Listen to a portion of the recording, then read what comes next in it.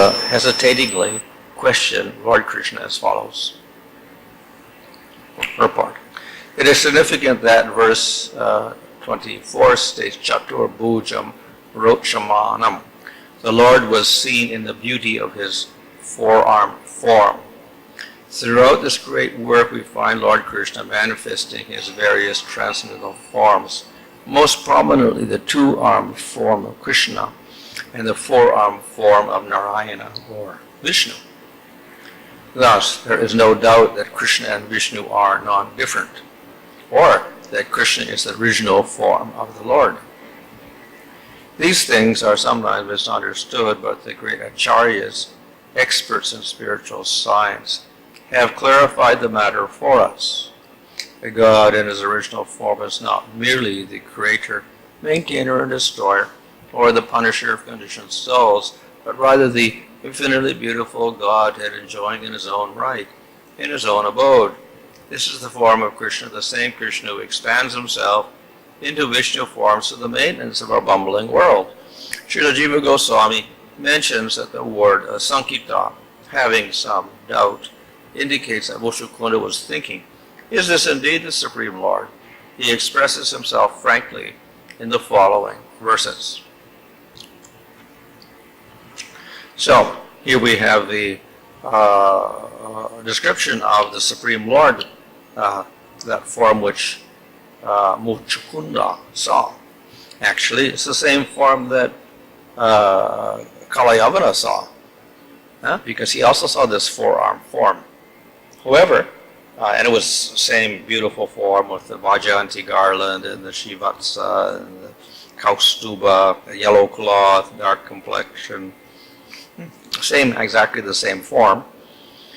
But the response from Muchukunda is much different from that of Kalayavana. Kalayavana didn't really appreciate that form, and he began chasing him and trying to kill him. But Muchukunda, on the other hand, appreciates this form of the Lord.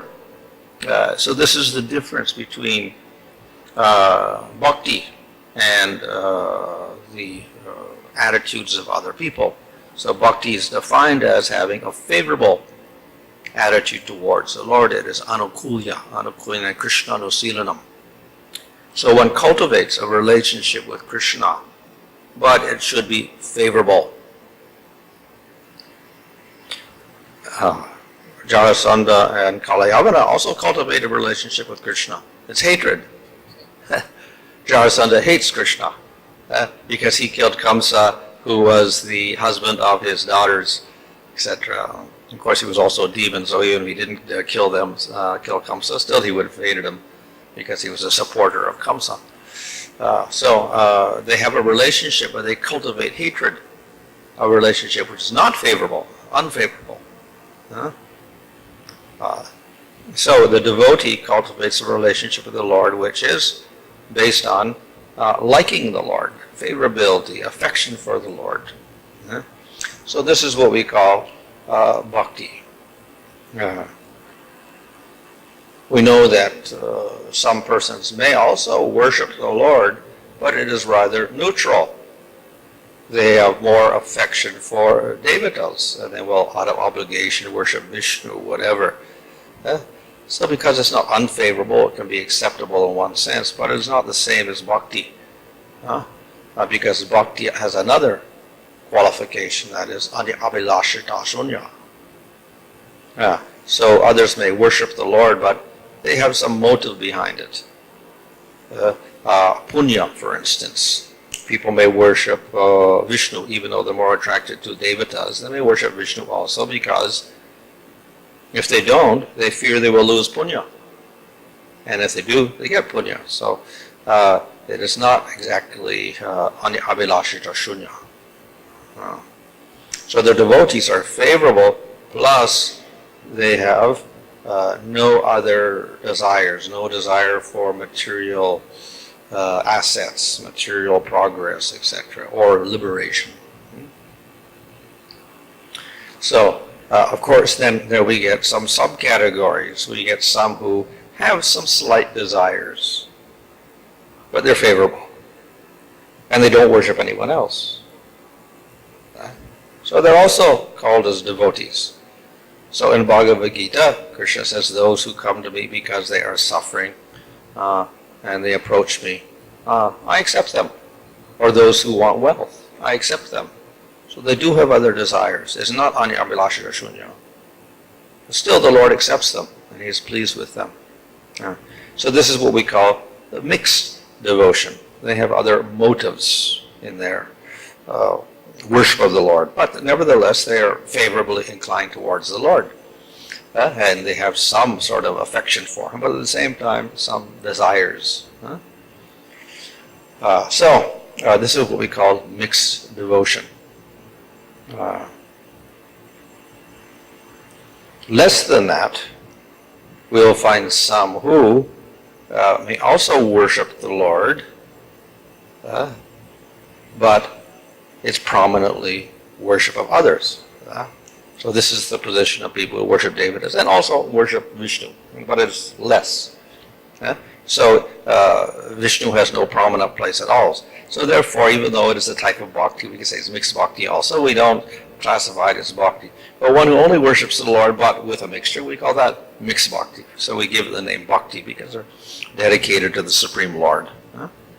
Or they can worship the Lord and a little bit worship the others. Okay, we'll also call that bhakti. But again, it's mixed. It may be mixed in two ways. One, by motive, that we want something from the Lord, material assets, so that's the abhilasha. Or it may be mixed with other processes, not just worshipping the Lord, worshipping Devatas. So these are quite distinct. We can worship the Devatas, but without material desire also. So that obviously is better. It's a better mixture. So we worship the Devatas, but we don't want anything from them. We just do it as a duty. And we worship the Supreme Lord, and we try to please Him. So that is, again, bhakti. There's a mixture of other processes involved. Karma yoga processes are mixed with the bhakti yoga process, but no other desire. So therefore, we can also call that pure bhakti. Why would they do these other things at all? One is out of duty. So it's described that some devotees, they do the bhakti, and it's called pure bhakti, but they also carry out the varnashramic duties as a matter of duty to set an example for others, not because they want anything particularly, but for people who are lower, to attract them to follow principles of varnashram. They follow those rules. It may involve some worship of Devatas also. So they will do it without material desires. So Jiva Goswami classes that also as pure bhakti, but there's a mixture of the angas of other processes within that. But they're not prominent.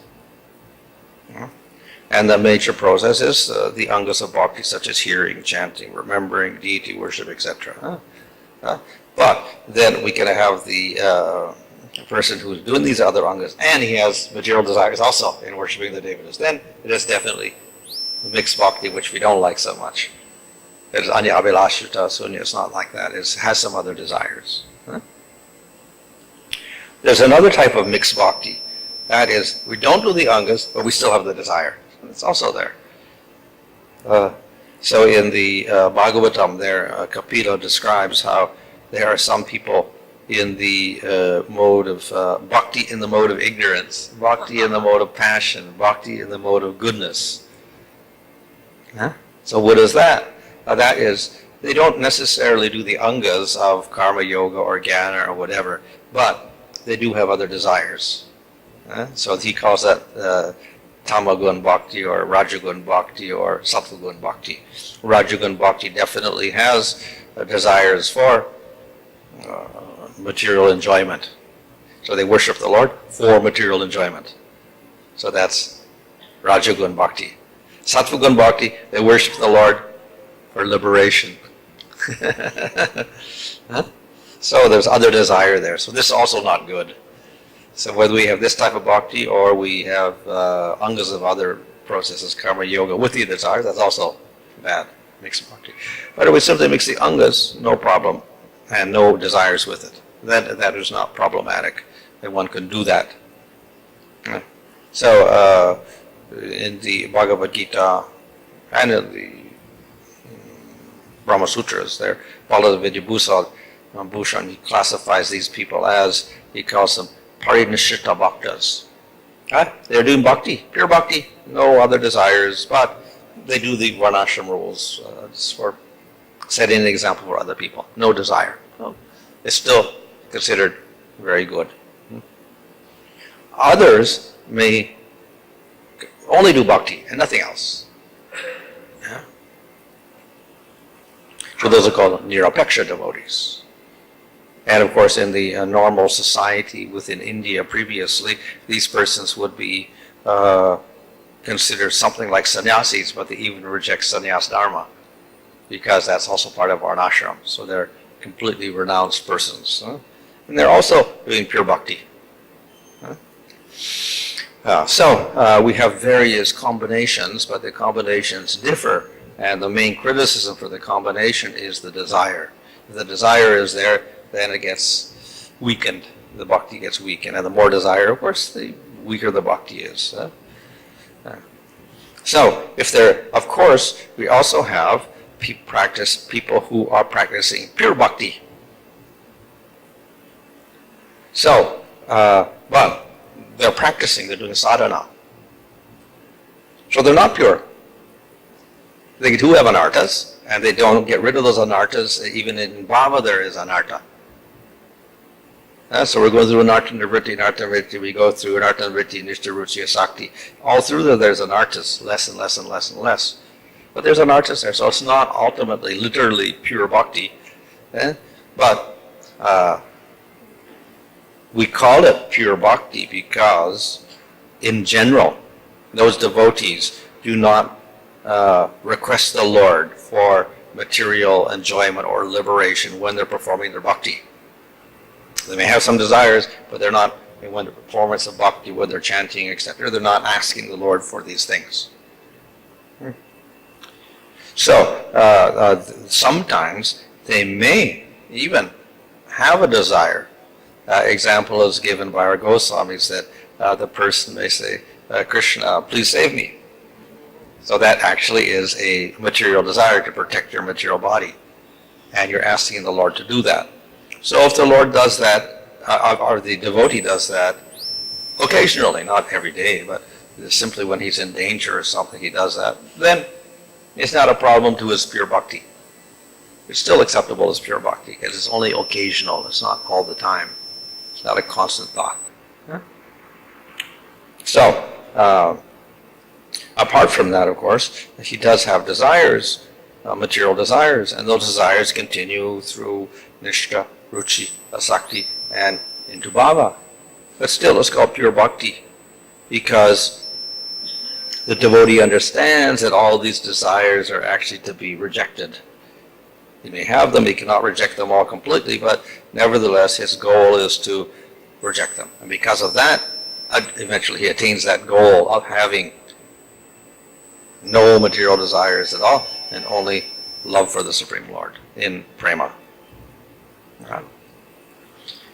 So, what is the result is that this devotee who practices pure bhakti, even though he's not pure, literally, but he practices this method of uttama bhakti in sadhana, either vaidhi or raganuga. He gets to bhava, then he gets to prema. And he develops different rasas with the Lord depending on his choice, whether it's dasya or sakya or vatsalya or madhurya. Those that do mixed bhakti generally end up with a different result. So that is why in Nectar Devotion, Rupa Goswami starts out with a definition of pure bhakti, because this leads to bhakti rasa amrita sindhu, ocean of rasa. And if we do the mixed bhakti, we do not get that ocean of rasa. Okay, we get something, but we don't get everything. So definitely, pure bhakti is the best, but mixed bhakti is better than no bhakti. So if you do mixed bhakti, okay, the Lord says, oh, I accept that also. And of course, in Canto 2 of Bhagavatam, it is said that whether you have all desires or no desires, whatever, still you must worship the Lord, Tivarana Bhakti Yogena. with devotion, intense bhakti, you should worship, even if you have desires or whatever like that. So the Lord accepts it. Okay? Of course, this is encouraged with the hope that eventually the devotee will give up those desires. And we have an example of that in the form of Dhruva. He had explicit desire, and his motive for worshiping the Lord was get a kingdom. But then when he saw the Lord, he gave up that desire.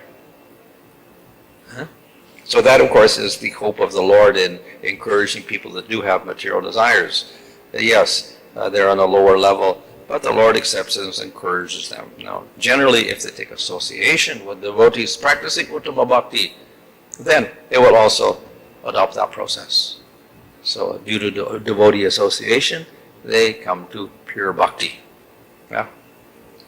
So that is one reason why the Lord encourages this, even the mixed bhakti, mixed desires in the bhakti. Yeah? If somehow or other they don't give up those desires and they continue practicing bhakti, and they can also progress. So they can go through the different stages and whatever, higher and higher and higher. They can get purified of their material desires eventually, until there's no more material desires. So then we say, well, yes, okay, so they can also go to the spiritual world. And that's true. They can. Because they practice bhakti. And what does bhakti do? Kleshagni. It destroys all anarthas. It destroys all karmas. So you can get liberation, etc. But you can get more than liberation because that's what the Gyanis get. And then when it's in mixed bhakti, that person's superior to the Jnani or the yogi, because he's actually worshiping the Lord. So definitely gets liberation, but he gets superior to liberation. But he gets less than the person who practices pure bhakti. So where does he go?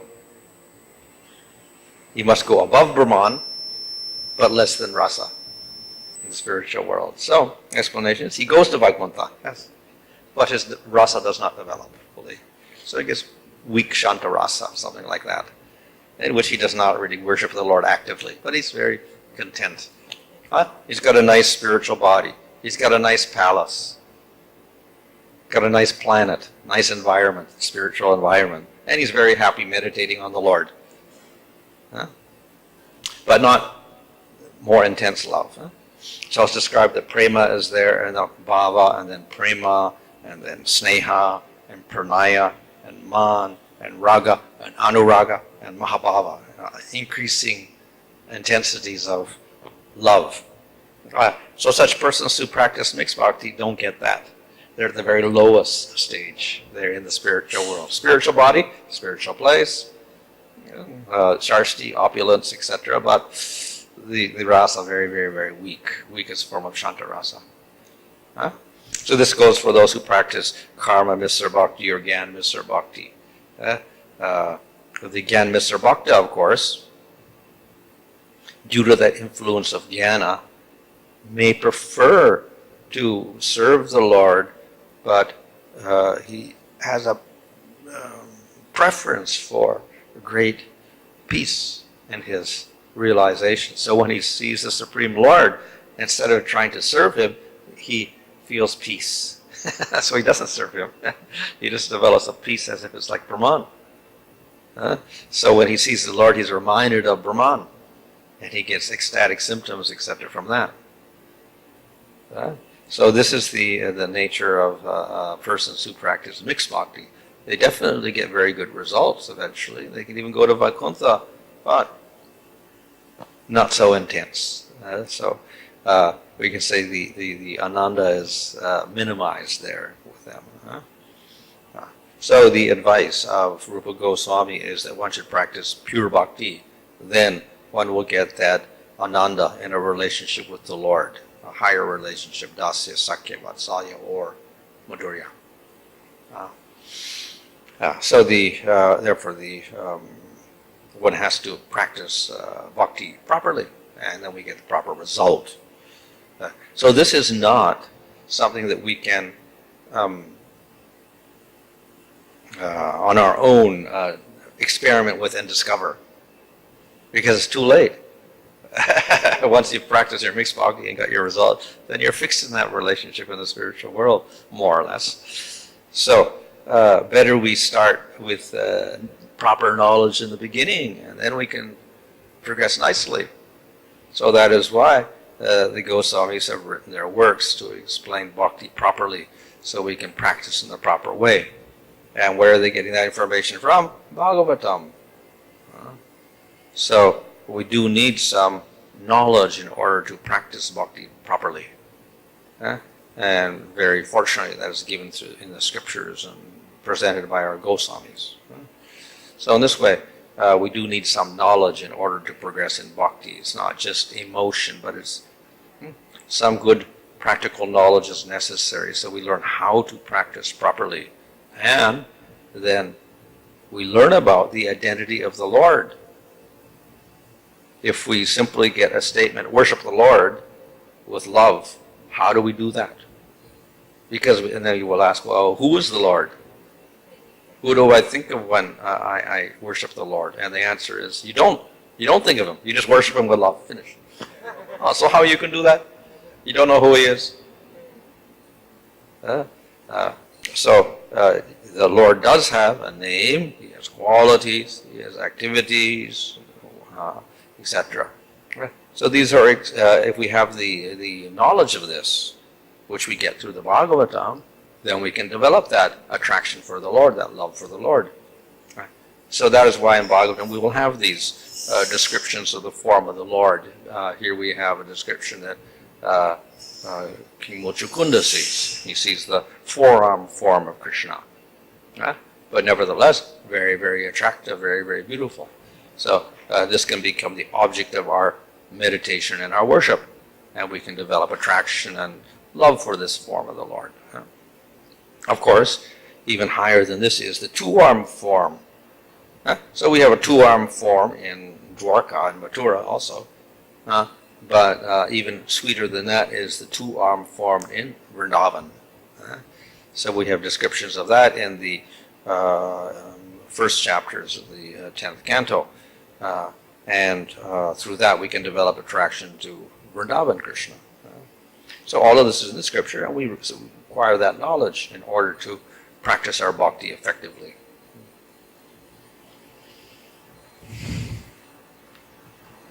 Can we say the Shantarasa, the Mayavadis, they think everything is one. But Shanta is completely different because it's a rasa, so there are two. Personal. There's two persons there. There's a Neutrality, devotee and there's the Lord. He is satisfied himself. So that's Shantarasa. But in Brahman, we don't see the Lord. There's only oneness. I am it. So there's no rasa in that sense. There's what we call a slight ananda is there. But usually that's described as simply the absence of the suffering of the material world.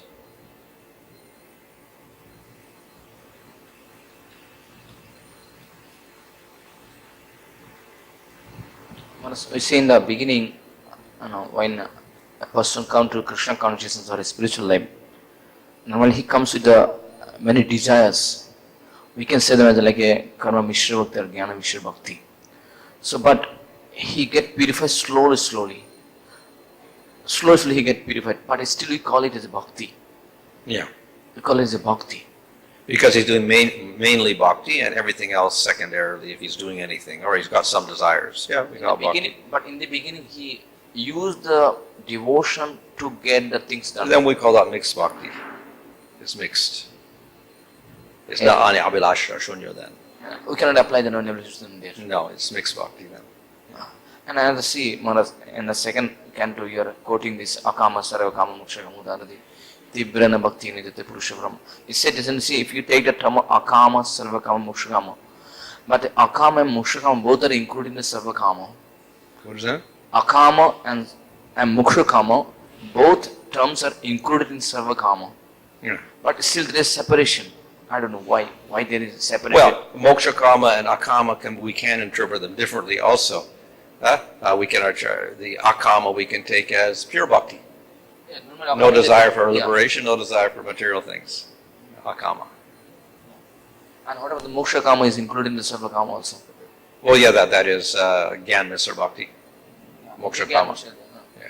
But even someone wants to get liberation also, that is there's also command of Sarvakama. Yeah, or not only Gyanis are included there, but we could have a desire for Sarupya, Salokya, etc. We could include that also in Moksha Kama. What about this Maharaj? Here we see the case of Mutsukunda and Kalayavana. Both saw the Lord, but there is a different vision. Is because of that purification? Because of the purification? Well, Muchukunda is a devotee, and he already had some devotion before, and Kalayavana was opposite. He was associating with demons, etc. So He was a devotee of Lord Shiva, is mentioned in previously.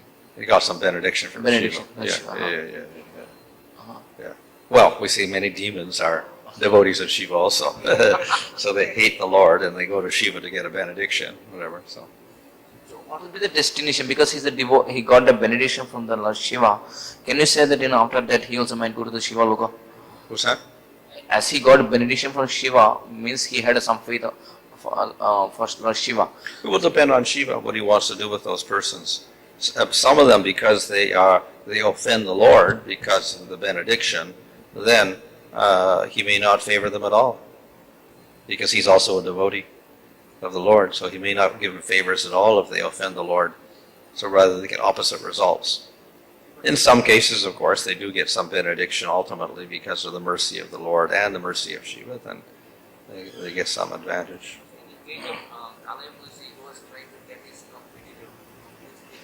Mm. And later when he heard from Nagavamuni,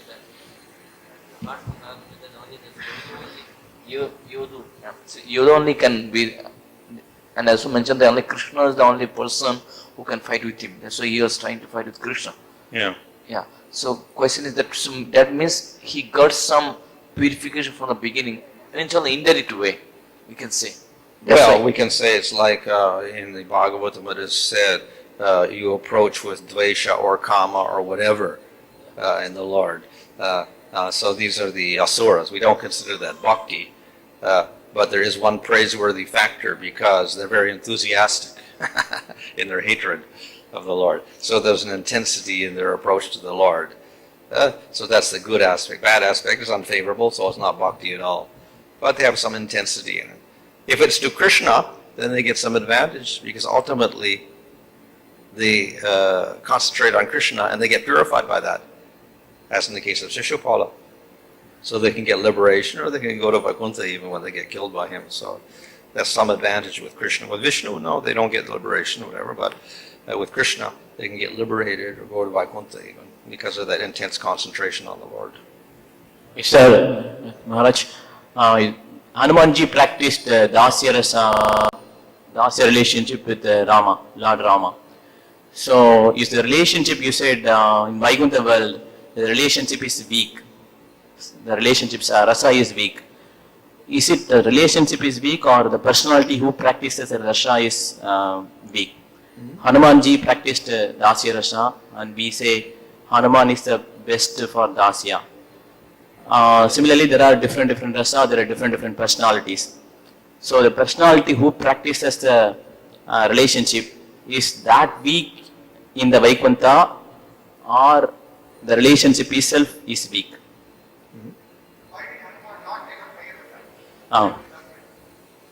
Well, we can ask that about anybody.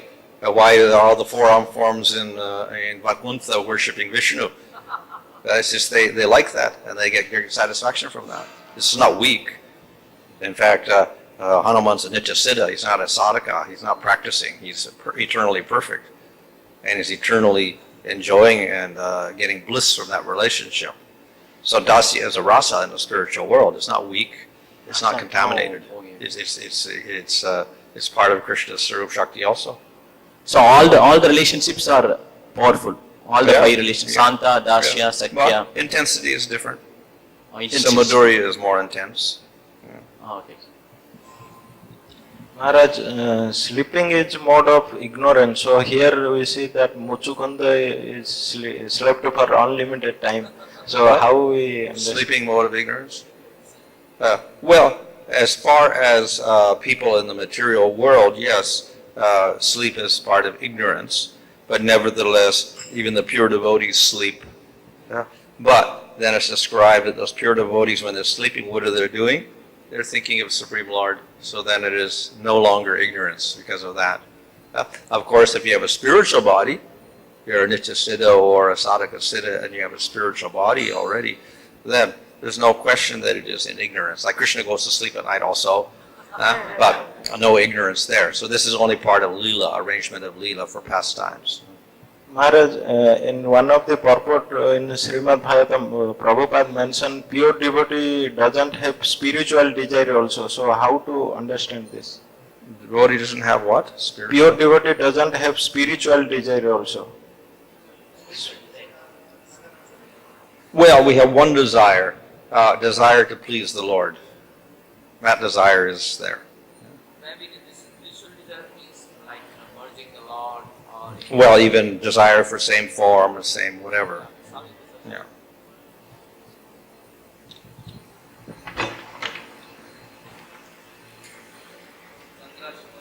की जय श्रील प्रभुपाद की इस